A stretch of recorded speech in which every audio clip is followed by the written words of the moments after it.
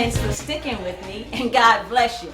Look, we've all seen the news reports about man-made disasters and the resulting devastation of something that God created as being perfect. And one of the concerns is, how will they fix the mess that they made? How can it be made clean? How can it be made perfect? Let's talk about perfect with a purpose. I'm alone, like no one ever knows. Then you take me by the hand. I feel better again when you smile. The sun peeks through the clouds, and I feel better now. We often speak about the old covenant and the new covenant. Well, covenant just means promise. In our case, holy promises that God made to his people in order to accomplish his all-encompassing plan of redemption. And Jesus has one of those promises transitioned believers from the old covenant into the new covenant. In Luke 22:20, Jesus says, "This cup is the new covenant in my blood, which is poured out for you." Prior to Jesus, however, men performed the ceremonies, the sacrifices, and also they made up their own laws and repercussions for breaking their laws. They had more than 614 different laws that had to be abided by. And it was a very privileged group of Jewish men. They had to be void of any disabilities between a certain age, and they had to be directly related to one single specific family. The priests performed these ceremonies so that the people could be cleansed of their sins. They used blood so that the people could be in a relationship with God and consequently be blessed by God. Priests acted as the holy mediators between God and the Jewish people so that they could be perfected, sanctified, and therefore offered salvation. And this was an exclusive opportunity because the promises of the old covenant, it didn't apply to the Gentiles. So God made a new promise, an inclusive promise. In Jeremiah 31, with the new covenant, he opened the doors of the church and it applied to all and any who believed. Religious leaders were no longer needed as the middlemen because the crucifixion gave direct access to the creator of man. Martin Luther viewed the old covenant as the works of men, while the new covenant is the grace of God. Jeremiah 31 says, "No longer will they teach their neighbor or say to one another, 'Know the Lord,' because they all will know me, from the least to the greatest, and I will forgive their wickedness, and I will remember their sins no more." In other words, God is saying, my people of any disposition in life, they won't have to go through men to get to me. I will clean them and make them perfect in my eyes, no matter what they did then. Take your judgment, your side eyes and your two snaps and a circles and be gone. I'm going to deal with them in my way and make them perfect now. God specifically said from the least to the greatest, meaning he was throwing out the good old boy club and engrafting everybody into the club, not just one race or class, not just those in perfect mental or physical health, and not just men. And for those who see Christianity as a justifiable opportunity to be snootified, God didn't stop there. He kicked it up a notch and said, not only is everybody from little Quan on up going to be invited into my party, I'm paying the one-time entry fee with the blood of my son. Hebrews says that with all the church is doing and excluding others from doing. It's not good enough, and no matter how many times they robe up, it will never be good enough. God said you get all circused up and talk to their heads, but I'm doing a new thing, and I'm going to be available without the hype men to talk to their heart. With one sacrifice is what God said, one bloody cross, I'm going to make my creation perfect. Bible ref says the term perfect is a reference to maturity and completion, not to sinlessness.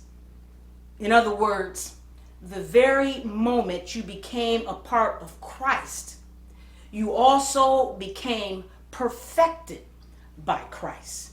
Automatically, no matter what dramas and traumas or man-made disasters that broke your heart and dirtied your hope, now there's Jesus snuck up in the back door and shook you to your very core and stained your dreams. But now there's Jesus.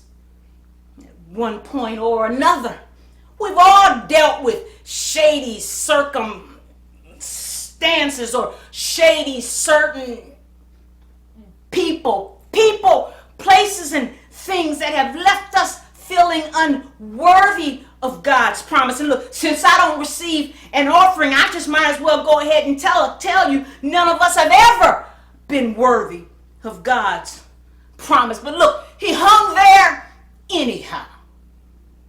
No matter what the world sees when they look at you, no matter what you see when you look in the mirror, they sure enough pierced him in his side so that you could live in his perfection. If that's good enough for the Savior, that has to be good enough for you.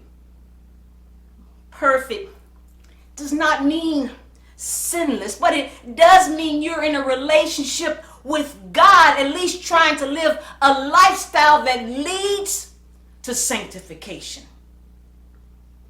And accepting that God has forgiven all, cleaned you, and perfected you, it sounds like an easy thing. And most everyone, if you ask them, they'll tell you they have accepted this. But then Satan's team of trolls, they have a way of showing up and shooting daggers in your heart and spewing venom into our heads, trying to convince us that our mess up is somehow greater than God's come up. But didn't your grandmama tell you that miser he and miser she, they all love company? Beginning in Hebrews 10:17, God said, look, I know what you did. I saw you and heard your little tired excuses, but I woke you up the next day anyhow, and you don't need to keep talking about this, that, and the other, and let the goosenecks gossip. As far as I'm concerned, it's as good as forgotten.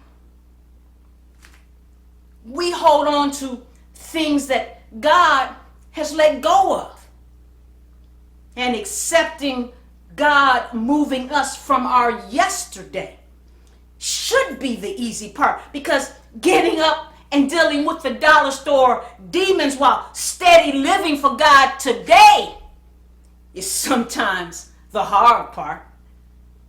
Paul says we're being made holy. And this means we are not only talking the talk, but we're walking the walk that shows and proves and demonstrates that we're in a relationship with Christ and understand the magnitude of his sacrifice. Yet a whole lot of us, Christians, demonstrate our relationship when we need money, when we need healing, or when we need to look holy. Stephen Cole said, believers grow in holiness in thought, word, and deed over a lifetime. But if there is no growth in holiness, he said, then there is reason to question whether the person's been perfected. Environmentalists say that birds that have been contaminated with oil can die immediately from its toxicity, or knowing that they need their feathers to be as God made them for their very survival, the birds will desperately preen themselves so excessively, in fact, that they will use more energy than their body can even produce, and they will eventually succumb to exhaustion, dehydration, or starvation. And I pray for you specifically every time you ask, because yes, the mountains do seem a little higher all of a sudden, and yet the valleys do seem a little lower all of a sudden. And it's probably just me, but yeah, the world is tired and it's dying, thirsty for the truth and starving for true life. But nonetheless, and yet and still, believers have the master cleaner, so we don't have to live submerged in this man-made mess. It was Paul who texted me and said he's the author and perfecter of our faith. Yet so often, as we're poisoned and weighted down with what has happened in our life, we don't even realize that we're excluding ourselves from what God's mandated to happen in our life. But our growth beyond the guilt of our imperfections is proof of our acceptance of God's sanctifying process. God said, I picked you up. I dusted you off and I held you close and made you my own for a reason. And it's not just to play dress up on Sunday or drop my name trying to be holy on Monday. There's kingdom work to be done, and I perfected you for my process. God. Come on, somebody tell the Lord. Say no one compares. No one compares to you.